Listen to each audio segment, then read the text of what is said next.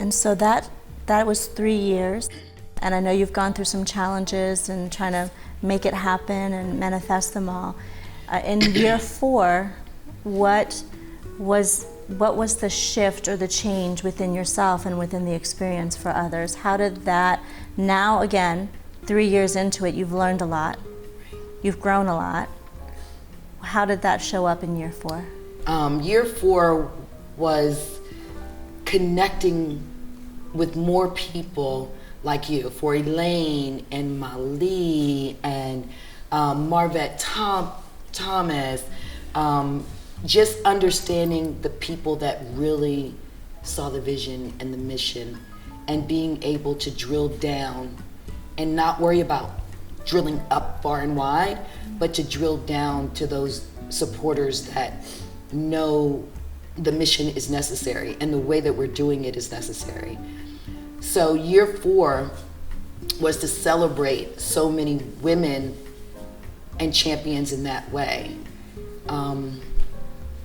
And what they're doing in the community. They may not be big names in the community necessarily or national attention, but the women are putting their boots on the ground and they're making real change within the domestic violence umbrella, under the umbrella. So we recognize those women, something that we have done before, but we were able to do it in a different way and thank them for the work that they've done. So we were able to change it a little bit that way. Also, we had a cocktail party that really highlighted the champions that walked the runway this time. And it was just something, it was having certain people there just kind of said that, you know what, she's still going, and they just made me feel like really good saying, Gigi, don't quit. And people like you, of course, and Elaine, and Mayma, I just had met Mayma that year, but she's like, I see your vision and I want you to keep going. Mm-hmm. So just honoring those relationships and honoring the journey, and again, not pushing too fast, but understanding that every step that we take has to bring value to the community, or we have to figure things out until we can bring value to the community. That's right. Well, now it's coming up on 5 years. Mm-hmm. What are you most excited about? What's your vision for the 5th year, the 5-year anniversary from the first Purple Runway? We have our sound vision now. So we're saying, okay, what makes Purple Runway the unique place to gather once a year? And where are we standing strong in our pillars of success and growth? And it's definitely emotional wellness.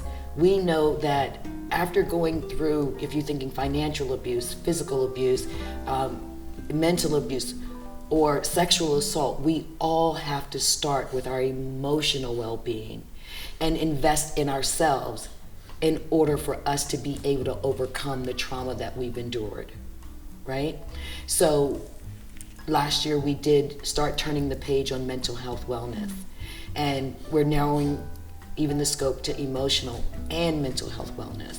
And it's so personal for me because going through the journey myself before getting here, Purple Runway helped me every single year with my therapy work, with my meditation, with turning inward and being able to teach myself how to overcome the triggers.